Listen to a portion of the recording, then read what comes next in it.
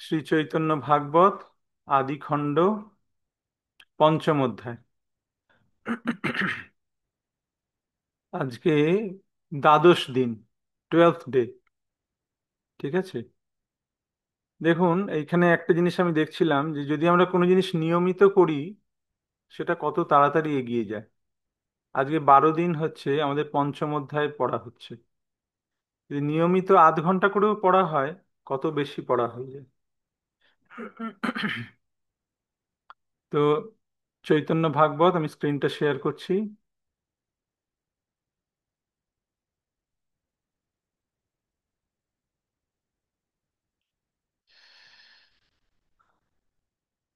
এখানে আলোচনা হচ্ছিল সেই তৈর্থিক ব্রাহ্মণ, তীর্থে তীর্থে ভ্রমণকারী এক ব্রাহ্মণ। তিনি এসে উপস্থিত হয়েছেন জগন্নাথ মিশ্রের গৃহে। হুম। তাকে দেখে জগন্নাথ মিশ্র তার সৎকার করলেন, তার চরণ ধুইয়ে দিলেন, হ্যাঁ, তাকে বসতে আসন দিলেন। এই অবধি আমরা আলোচনা করেছিলাম। আজকে তারপরে 25 নম্বর থেকে। সুস্থ হই বসিলেন যদি বিপ্রবর, তবে তানে মিশ্র জিজ্ঞাসেন কোথা ঘর। বিপ্র বলে আমি উদাসীন দেশান্তরী, চিত্তের বিক্ষেপে মাত্র পর্যটন করি। যখন বিপ্রকে উত্তম আসন দিয়েছেন, পা ধুইয়ে দিয়েছেন, তিনি বসে থেকে, কোথা থেকে এসেছেন আপনি? বলে, আমি দেশান্তরী, অর্থাৎ এই দেশে থাকি না, দূর থেকে এসেছি। আমি তীর্থে তীর্থে ভ্রমণ করে বেড়াই। প্রণতি করিয়া মিশ্র বলেন বচন, জগতের ভাগ্যে সে তো মার পর্যটন। বিশেষত আজি আমার পরম সৌভাগ্য, আজ্ঞা দেখো রন্ধনের করি গিয়া কার্য। জগন্নাথ মিশ্র তাকে বললেন যে আহ, আজকে আমার মহা সৌভাগ্য। হ্যাঁ, আর তোমার এই যে আহ, তীর্থ পর্যটন, এটা জগৎবাসীর অত্যন্ত সৌভাগ্যের বিষয়। অর্থাৎ ভগবানের শুদ্ধ ভক্তরা যারা তীর্থ পর্যটন করে বেড়াচ্ছেন, যারা পর্যটক, ঘুরে ঘুরে বিভিন্ন জায়গায় প্রচার করছেন, তারা প্রকৃতপক্ষে এই সমস্ত বদ্ধ জীবদের উদ্ধার করার জন্যই তাদের পর্যটন। হ্যাঁ, সেই জন্য বলছে জগতের ভাগ্যে সে তোমার পর্যটন। আর বিশেষত আজকে আমার সেই সৌভাগ্য হয়েছে। এখন আপনি আমাকে অনুমতি দিন, আমি আপনার রন্ধনের কার্য করি। বিপ্র বলে কর মিশ্র যে ইচ্ছা তোমার, হরি সে করিলা মিশ্র দিব্য উপহার। রন্ধনের স্থান উপোস করি ভালো মতে, দিলেন সকল সহ্য রন্ধন করিতে। সঙ্গে সঙ্গে বললেন, বিপ্রকে বললেন, তাহলে আমি আপনার রন্ধনের ব্যবস্থা করি। ঠিক আছে, তোমার যা ইচ্ছে করো। সঙ্গে সঙ্গে জগন্নাথ মিশ্র সমস্ত কিছু এনে দিলেন। এই যে রন্ধনের স্থান খুব ভালো করে পরিষ্কার করলেন, রন্ধনের সমস্ত সাজসজ্জা তিনি বন্দোবস্ত করে দিলেন।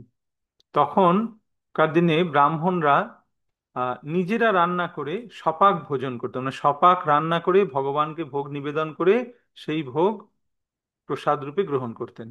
হুম। অন্যের হাতে খেতেন না, কারণ সে প্রসাদ দেবে কি না দেবে সেই জন্য খেতেন না। সন্তোষে ব্রাহ্মণ বর করিয়া রন্ধন, বসিলেন কৃষ্ণেরে করিতে নিবেদন। সর্বভূত অন্তর্যামী শ্রী শচীনন্দন, মনে আছে বিপ্রেরে দিবেন দর্শন। তো যখন ব্রাহ্মণ তিনি রন্ধন করে কৃষ্ণকে নিবেদন করার জন্য বসেছেন, আর শচীনন্দন গৌরহরি তিনি অন্তর্যামী, তিনি জানেন যে এই ব্রাহ্মণ আমাকেই নিবেদন করছে, আর তার মনে আছে যে আমি বিপ্রকে দর্শন দেব। ধ্যান মাত্র করিতে লাগিলা বিপ্রবর, সম্মুখে আইলা প্রভু শ্রী গৌর সুন্দর। ধুলাময় সর্ব অঙ্গ মূর্তি দিগম্বর, অরুণ নয়ন কর চরণ সুন্দর। হাসিয়া বিপ্রের অন্ন লইলা শ্রী করে, এক গ্রাস খাইলেন দেখে বিপ্রবরে। যেই ব্রাহ্মণ বসে ধ্যানে ভগবানকে আহ্বান করছেন, সঙ্গে সঙ্গে সেখানে নিমাই এসে গেছে, ছোট্ট শিশু। হ্যাঁ, ধুলায় ধূসর অঙ্গ, দিগম্বর, অরুণ নয়ন, চর কর কর এবং চরণ অত্যন্ত সুন্দর। হ্যাঁ, তিনি হাসি মুখে সেখানে এসে গেলেন, আর ওই ভোগ থেকে এক মুঠো নিয়ে নিজের মুখে দিয়ে দিয়েছে। হায় হায় করি বিপ্র, হায় হায় করি ভাগ্যবন্ত বিপ্র ডাকে, অন্ন চুরি করিলে এক চঞ্চল বালকে। তখন বিপ্র, হায় হায় হায় হায়, এ কি হলো, আমি ভগবানকে ভোগ নিবেদন করেছি, আর এই চঞ্চল বালক এসে সেখান থেকে অন্ন চুরি করে নিল, উচ্ছিষ্ট করে দিল। আসিয়া দেখেন জগন্নাথ মিশ্র বর, ভাত খায় হাসে প্রভু শ্রী গৌর সুন্দর। আর জগন্নাথ মিশ্র সেখানে এসে দেখছেন যে আহ নিমাই হাসছে আর ভাত খাচ্ছে। ক্রোধে মিশ্র ধাইয়া যায়েন মারিবারে, সম্ভ্রমে উঠিয়া বিপ্র ধরিলেন করে। তো স্বাভাবিকভাবেই বাবার খুব রাগ হবে, যে এরকম আমার ছেলে এরকম করেছে, আর ব্রাহ্মণ সে রান্না করে ভগবানকে ভোগ দিচ্ছে, আর আমার ছেলে কিরকম কাজ করলো। সঙ্গে সঙ্গে উনি মারতে যাচ্ছেন, আর বিপ্র তখন তার হাতে ধরেছেন। না না, এ কি করছো তুমি?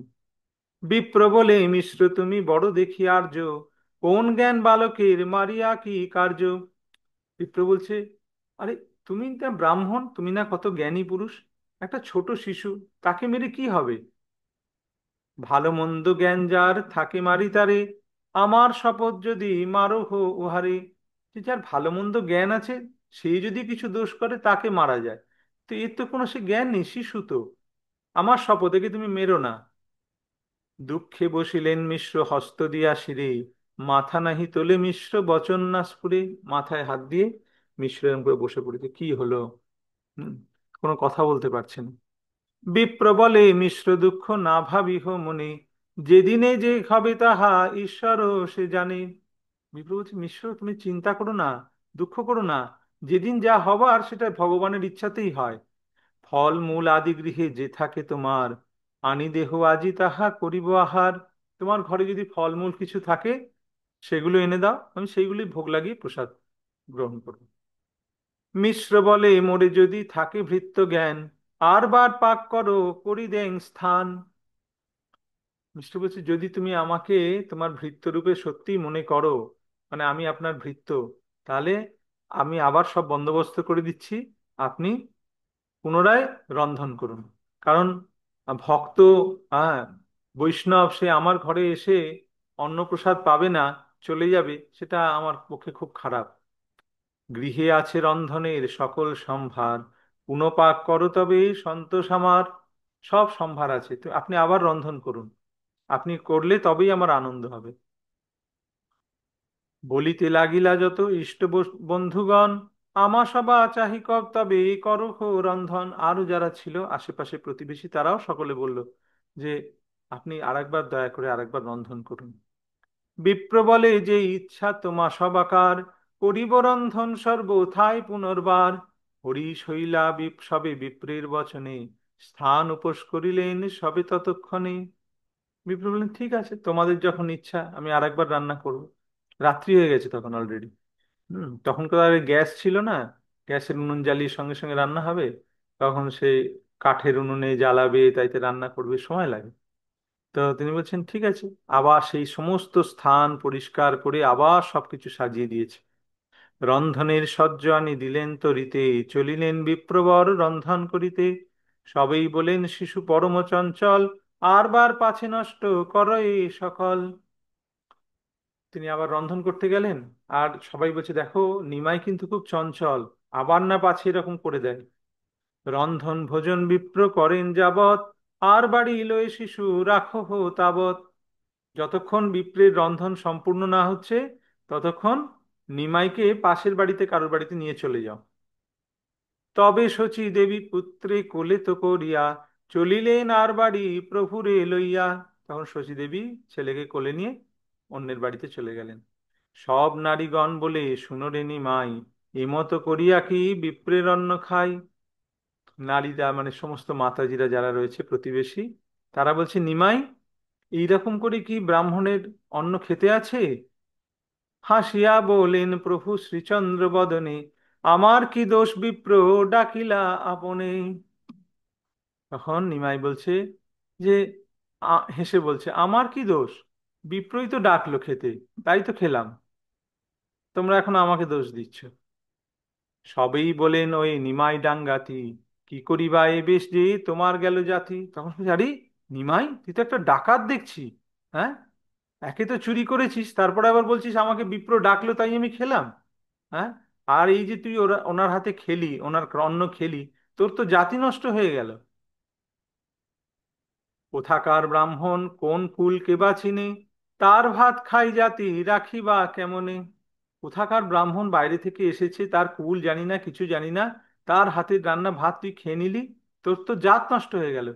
হাসিয়া কহেন প্রভু আমি যে গোয়াল, ব্রাহ্মণের অন্ন আমি খাই সর্বকাল। তখন নিমাই হেসে বলছে যে আমি তো গোয়াল, মানে গোয়ালা, ব্রাহ্মণের অন্ন তো আমি চিরকাল খাই। ব্রাহ্মণের অন্নে কি গোপের জাতি যায়, এত বলি হাসিয়া সবারই প্রভু চায়। ব্রাহ্মণের অন্ন খেলে গোপের আবার অন্য জাতি যায় নাকি? ব্রাহ্মণ তো আরো উঁচুতে রয়েছে, গোপের থেকে তো উচ্চ জাতি। তা ব্রাহ্মণের অন্ন খেলে গোপের জাতি যাবে কি করে? এই বলে তিনি হাসছেন।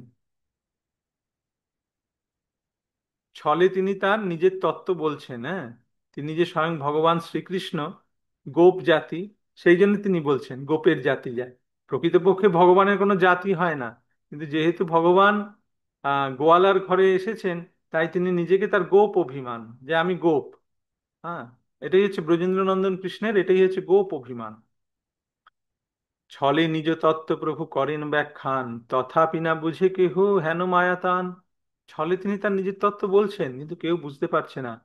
সবেই হাসেন শুনি প্রভুর বচন, বক্ষ হইতে এড়িতে কাহারও নাহি, বক্ষ হইতে এড়িতে কাহারও নাহি মন। সকলে প্রভুর বচন শুনে হাসছে, আর কেউ কোল থেকে নিমাইকে নামাতে চায় না। হাসিয়া যায়েন প্রভু যে জন আর কোলে, সেই জন আনন্দ সাগর মাঝে বলে। যার কোলে তিনি হেসে যান, সে আর তাকে নামাতে পারে না কোল থেকে। সেই জন আনন্দ সাগর মাঝে বলে, সেই বিপ্র পুনর্বার করিয়া রন্ধন, লাগিলেন বসিয়া করিতে নিবেদন। বিপ্র আবার রন্ধন করে আবার নিবেদন করতে বসেছেন। ধ্যানে বাল গোপাল ভাবেন বিপ্রবর, জানিলেন গৌরচন্দ্র চিত্তের ঈশ্বর। তিনি ধ্যানে, তার ইষ্টদেব হচ্ছেন বাল গোপাল, তিনি বাল গোপালের ধ্যান করে নিবেদন করছেন। আর গৌরচন্দ্র তিনি হচ্ছেন চিত্তের ঈশ্বর, তিনি অন্তর্যামী। তিনি জানতে পেরে গেলেন যে আহ, বিপ্র আবার আমাকে ডাকছে। মহিয়া সকল লোক অতি অলক্ষিতে, আইলেন বিপ্রস্থানে হাসিতে হাসিতে। তাকে নিয়ে পাশের বাড়ি চলে গেছে, কিন্তু সমস্ত লোককে, সকল লোককে মোহিত করে তিনি যে কি করে এখানে এসে গেলেন কেউ বুঝতে পারলো না। তিনি হাসতে হাসতে আবার বিপ্রের জায়গায় এসে গেলেন। অলক্ষিতে এক মুষ্টি অন্ন লইয়া করে, খাইয়া চলিলা প্রভু দেখে বিপ্রবরে। অলক্ষিতে তিনি এক মুষ্টি নিয়ে খেয়ে নিয়েছে। তখন বিপ্র আবার দেখে, খেয়ে নিল। হায় হায় করিয়া উঠিল বিপ্রবর, ঠাকুর খাইয়া ভাত দিল এক রড়। বিপ্র হায় হায় আবার খেয়ে নিল। আর ঠাকুর তখন কি করলো? এক মুঠো ভাত খেয়ে সেখান থেকে দৌড়েছে একদম। সম্ভ্রমে উঠিয়া মিশ্র হাতে বাড়ি লইয়া, ক্রোধে ঠাকুরের লইয়া যায় ধাওয়াইয়া। সম্ভ্রমে মিশ্র তখন, মিশ্র তখন মানে, মানে বাবার অবস্থাটা কিরম বুঝতে পারছেন? জগন্নাথ মিশ্রের অবস্থাটা, তার বাড়িতে একজন শুদ্ধ ব্রাহ্মণ এসছে, বৈষ্ণব এসছে, সেই দুবার রান্না করলো, তার দুবারের রান্না তার ছেলে গিয়ে উচ্ছিষ্ট করে দিয়েছে ভোগ লাগানোর সময়। তাহলে বাবার কিরকম অবস্থা? বাবা খুব রেগে গেছে, হাতে একটা লাঠি নিয়ে তাড়া করেছে একদম। মহাভয়ে প্রভু পলাইলা এক ঘরে, ক্রোধে মিশ্র পাছে থাকি তর্জ গর্জ করে।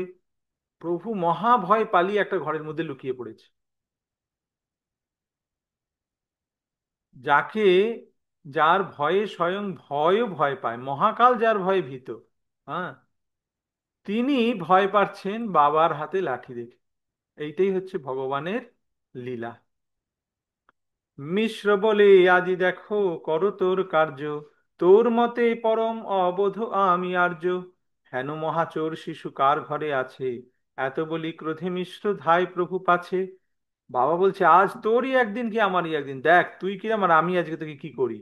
হ্যাঁ, এইরকম চোর কার ঘরে আছে বলে আর তার পেছনে তাড়া করেছে।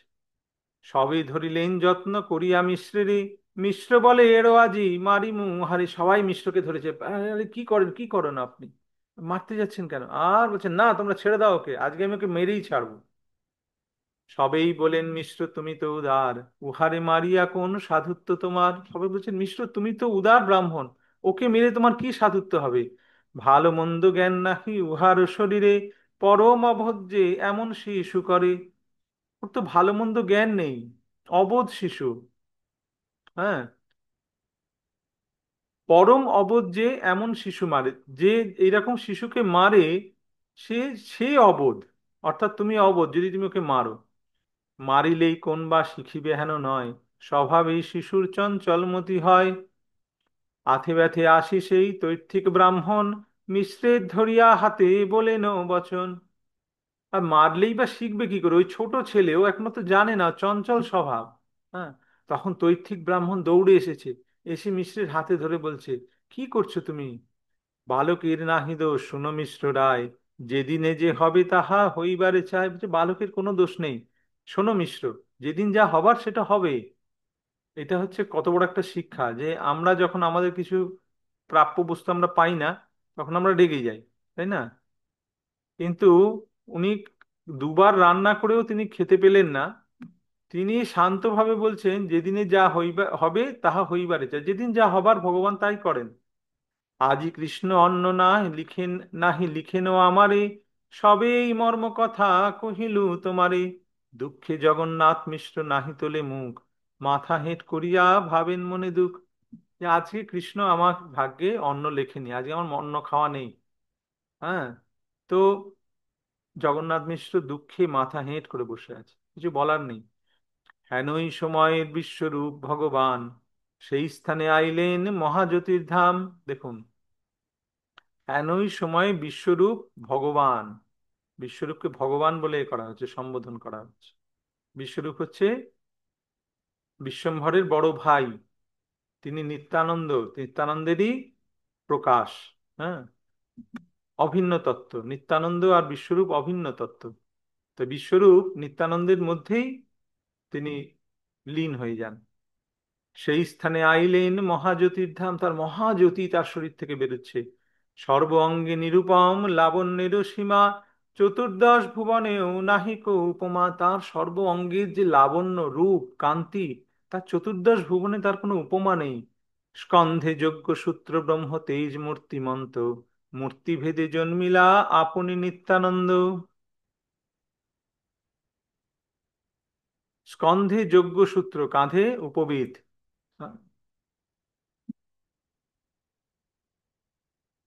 স্কন্ধে উপবিত, আর ব্রহ্মতেজ মূর্তিমন্ত, যেন মূর্তিমন্ত ব্রহ্মতেজ। হ্যাঁ, আর তিনি কে? মূর্তিভেদে জন্মিলা আপনি নিত্যানন্দ, নিত্যানন্দেরই যেন একটা আর একটা মূর্তি, মূর্তিভেদে নিত্যানন্দই এখানে অবতীর্ণ। সর্বশাস্ত্রের অর্থ সদা স্ফুরায় যে উবায়, কৃষ্ণ ভক্তি ব্যাখ্যা মাত্র করয় সদায়। তার সবসময় জিহ্বায় সর্বশাস্ত্রের অর্থ তিনি বলছেন, কৃষ্ণ ভক্তি ব্যাখ্যা করছেন। দেখিয়া অপূর্ব মূর্তি তৈথিক ব্রাহ্মণ, মুগ্ধ হইয়া এক দৃষ্টে চাহে ঘন ঘন। তার সেই অপূর্ব রূপ রূপ দেখে তৈথিক ব্রাহ্মণ অবাক হয়ে গেছে, তার দিকে এক দৃষ্টে তাকিয়ে আছে। বিপ্র বলে কার পুত্র এই মহাশয়, সবেই বলেন এই মিশ্রেরও তনয়। শুনিয়া সন্তোষে বিপ্র কইলা লিঙ্গন, ধন্য পিতা মাতা যার এহেন নন্দন। বিপ্র জিজ্ঞেস করছে, এ কার পুত্র? সকলে বলছে মিশ্রেরই পুত্র, জ্যেষ্ঠ পুত্র। আর কনিষ্ঠ পুত্র তোমার সঙ্গে এরকম করেছে। হ্যাঁ, সেটা শুনে বিপ্র সঙ্গে সঙ্গে আহ বিশ্ব বিশ্বরূপকে আলিঙ্গন করেছে। আলিঙ্গন করে বলছেন, ধন্য পিতামাতা যার এহেন নন্দন, যার এরকম ছেলে, সে তার পিতামাতা ধন্য। বিপ্রেরে করিয়া বিশ্বরূপ নমস্কার, বসিয়া কহেন কথা অমৃতের ধার। শুভ দিন তার মহাভাগ্যের উদয়, তুমি হেন অতিথি যাহার গৃহে হয়। বিশ্বরূপ বিপ্রকে প্রণাম করে তিনি অমৃত বচনে বলতে লাগলেন, যে তার মহাভাগ্যের উদয়, যার গৃহে তুমি অতিথি হয়ে এসেছো। জগৎ শোধিতে সে তোমার পর্যটন, আত্মানন্দে পূর্ণ হই করহ ভ্রমণ। তুমি জগৎ শোধিতে তোমার মতন ভক্ত পর্যটন করে। তীর্থে কুর্বন্তি তীর্থানি, ভক্তরা তীর্থকে পবিত্র করে। হ্যাঁ, আত্মানন্দে পূর্ণ হই করহ ভ্রমণ, তুমি আত্মানন্দে পূর্ণ হয়ে আছো। ভাগ্য বড় তুমি হেন অতিথি আমার, অভাগ্য বা কি কহিব উপাস তোমার। আমাদের অনেক ভাগ্য যে তুমি আমার গৃহে অতিথি হয়ে এসেছো, কিন্তু আমাদের দুর্ভাগ্য যে তুমি উপোস করে আছো। তুমি উপবাস করি থাকো যার ঘরে, সর্বথা তাহার অমঙ্গল ফল ধরে। আর তোমার মতন ভক্ত যদি উপবাস করে থাকে, তাহলে সেই যার বাড়িতে এটা হচ্ছে তার অমঙ্গল হবে। হরিশ পাইনু বড় তোমার দর্শনে, বিষাদ পাইনু বড় এসব শ্রবণে। আমি অত্যন্ত আনন্দিত হয়েছি তোমার দর্শনে, কিন্তু যা ঘটনা ঘটেছে সেটা শুনে আমি অত্যন্ত দুঃখিত। বিপ্র বলে কিছু দুঃখ না ভাবিহ মনে, ফলমূল কিছু আমি করিব ভোজনে। বিপ্র বলছে, "কি দুঃখ করো না, আমি কিছু ফলমূল খেয়ে নেবো। বনবাসী আমি অন্ন কোথায় বা পাই, প্রায় আমি বনে ফল মূল মাত্র খাই।" আমি তো বনবাসী, বনে বনে ভ্রমণ করি, কোথায় ফল অন্ন পাই? ফলমূল খাই। কদাচিৎ কোন দিবসে বা অন্ন খাই, কদাচিৎ কোন দিবসে বা খাই অন্ন, সেহ যদি নির্বিরোধে হয় সেহ যদি নির্বিরোধে হয় উপসন্ন। কদাচিৎ কোনো একদিন আমার অন্নে যদি ভাগ্যে জোটে, আপনা থেকে এসে উপস্থিত হয়, তখন খাই, না হলে ফলমূল খেয়েই কাটাই। নির্বিরোধে মানে আমি প্রয়াস করি না, আপনা থেকে এসে পৌঁছালে খাই। যে সন্তোষ পাইলাম তোমা দর্শনে, তাহাতেই কোটি কোটি করিলু ভোজনে। তোমাকে দর্শন করে আমার যে সন্তোষ পেলাম, আমার কোটি কোটি বার ভোজন করলেও সেরকম হবে না। অর্থাৎ বিশ্বরূপকে বলছেন, ফলমূল নৈবেদ্য যে কিছু থাকে ঘরে, তাহা আনো গিয়া আজি করিব আহারে। ঘরে যা ফলমূল আছে নিয়ে এসো, আমি তাই আহার করব। উত্তর না করে কিছু মিশ্র জগন্নাথ, দুঃখ ভাবে মিশ্র শিরে দিয়া দুই হাত।